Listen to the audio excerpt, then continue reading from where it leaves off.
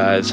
So this is remarkable for me, at least. This is going to be an interesting video. So part of what I'd like to include on this channel is a lot of fitness training content. So some videos will be more specific to being educational and hopefully be packed full of information that you guys can use in your own training. And then there's going to be videos like this, ones that are related to training and whatnot, but more or less just for entertainment, right? The reason why I'm excited for this is, one, this will probably be the first video fitness training related you see on my channel, and two, I am at my university and working out in my university's rec center for the first time since last semester, because it is middle of July right now, summer break, so I haven't been in here for a long time. Which, speaking of the rec center, there it is. That is our rec center at my university. I'm also not using a external mic because I only have a wired one, and I've just been leaving that in my helmet. So hopefully this audio comes through pretty good. This is just using the GoPro Media Mod. So give you guys an idea of like my relative strength and whatnot. So today is a Saturday, and I always start my workouts on Saturdays off with deadlift. So I'll be doing some deadlift and then some stuff after. What's up, you guys? So the gym was playing a lot of loud music that I didn't feel like including or trying to talk over in the video. So I decided that I would just do a voiceover instead and talk to you guys about the basics of everything that I'm doing. So I do full body workouts. That way I can accumulate more volume in every week on every muscle group, and then that more higher frequency of hitting each muscle and triggering that protein synthesis is generally better for natural lifters. And I start each of my full body workouts off with one of my compound lifts because I do love powerlifting. And on this particular day, like I mentioned, we were starting off with deadlift. So I usually will go one plate at a time while warming up, starting off with sumo and then doing a few conventional, because conventional is weaker for me. But I'll start off with some sumo and then hit some conventional, add a plate, some sumo, some conventional, add a plate. So that's what I'm doing here, is just warming up.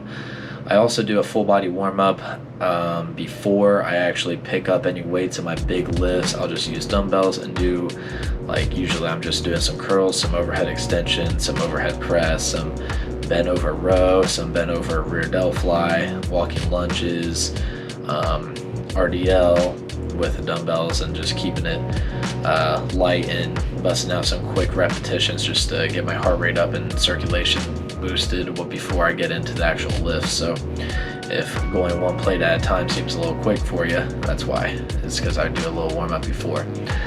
Once the weights start getting heavy, as you can see here, I start using my massage gun a little bit to just keep feeling loose and feel good going into the lift. And then also on deadlift and squat, once my weights start getting heavy, I usually throw on my knee sleeves. I use Stoic knee sleeves, which are probably the cheapest professionally approved knee sleeves that you can get for powerlifting, and I love them. They are super stiff.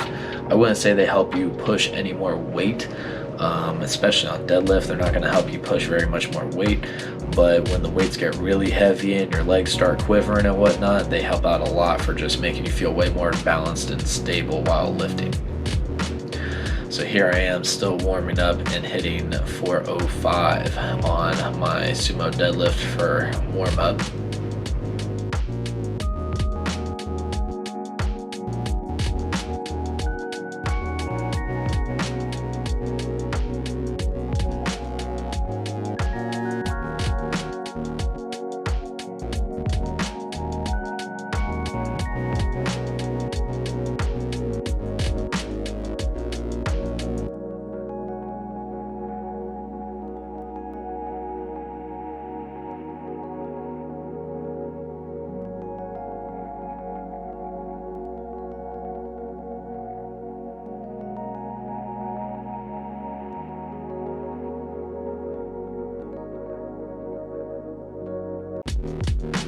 Alright, and here we are hitting the top set for the day. So usually for my compound lifts, I'll gauge how I'm feeling during my warm-ups to decide what weight I should use as a top set, usually a heavy single.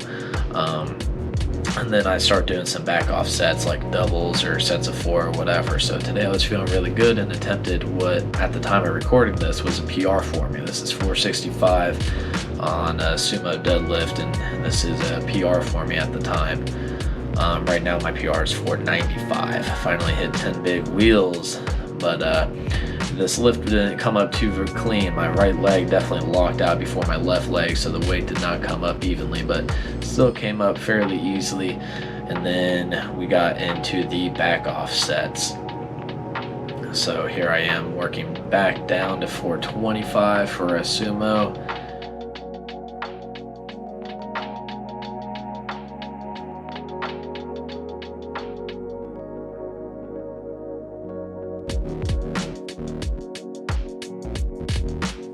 And then here we go, trying to hit 425 for a conventional deadlift, although it does not happen because my PR on conventional right now is 405, and this one ended up being a dud.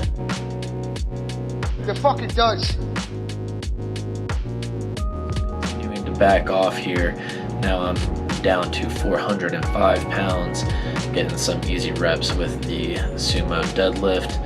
And then I believe after hitting some conventional work right here, I start getting into my actual full body workout, hitting some supersets. I usually do antagonist muscle group supersets just because it keeps the workout going really quick for me. I don't spend too long in the gym, and it's also better for joint health to have, one lift is compressing joints and whatnot, and then the other lift is kind of pulling them back apart. So it's good for your joint health and your circulation to do antagonist muscle groups. So I'm using my massage gun, loosening up a little bit again, and then I get into some dumbbell bench press. So here I attempt an AMRAP with 100-pound dumbbells, and you will see that I superset this with a version of a bent over row. I usually don't do like a leg up on the bench or anything with a bent over row because there's a greater risk of injury when you're trying to pull a heavy weight without your core muscles engaged in a balanced way. So I usually just have both feet on the ground squared up with a one arm supporting me while using one arm to do a heavy row.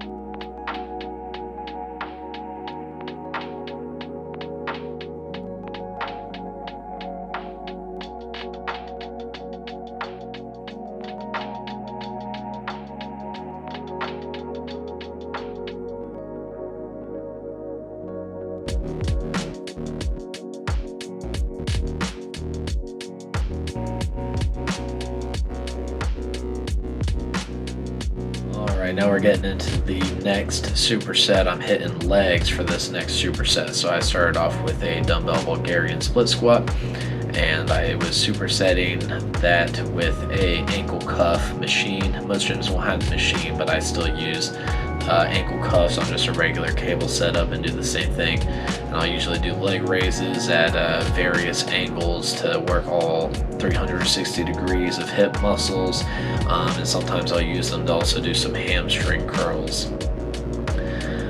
One thing that I would like to do in the future, I plan on making a video of basically just everything that I keep in my gym bag, things that I think are kind of essential for taking with you to the gym, and gear that I would recommend to you guys. So like you saw, I used smelling salts when I attempted my PR.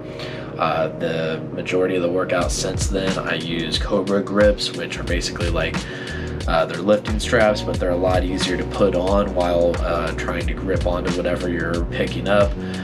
And they're basically just a cheaper version of Versa grips. Versa grips are a little more popular, but Cobra grips are the ones that I went with, and they work fantastic for me, and they were pretty cheap. I think I ordered them on Amazon. So at some point I plan on doing a tour of everything that I keep in my gym bag and whatnot. So I decided to hit a little bit more chest and back. So here we are, hitting some upper chest and front shoulders with a incline fly superset with an incline press, really pushing through failure, tearing up more muscle and building a little more strength, pushing through failure on a weaker lift and then transitioning to a stronger one, right?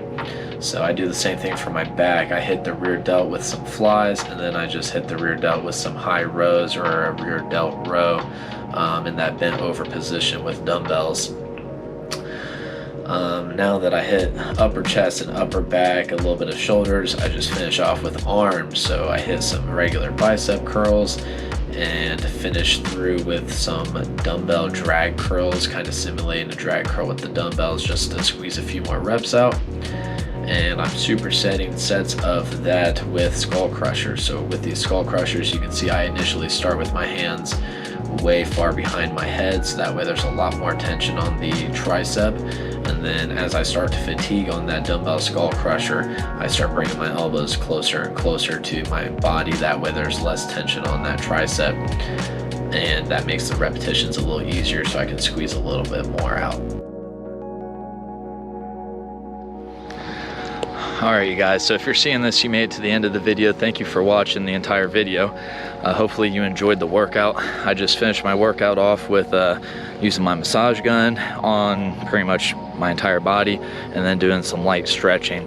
And then at our little rec center shop, I picked up one of these, the Fairlife protein shakes, because I do live about 30 minutes away from my campus, so can't miss that anabolic window, right? Can't miss out on any gains. So I'm walking to the parking garage now, about to head home. Hope you guys enjoyed the video. They were playing a bunch of copyrighted music in the weight room, so I'll probably just do a voiceover, so that way we're not having their radio music playing during the video.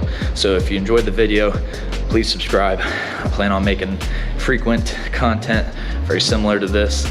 Some of it, like I said, entertainment, and then hopefully here soon be putting out a lot of informational content that you guys can find helpful, with tips that you can incorporate into your own training and use in the gym yourself.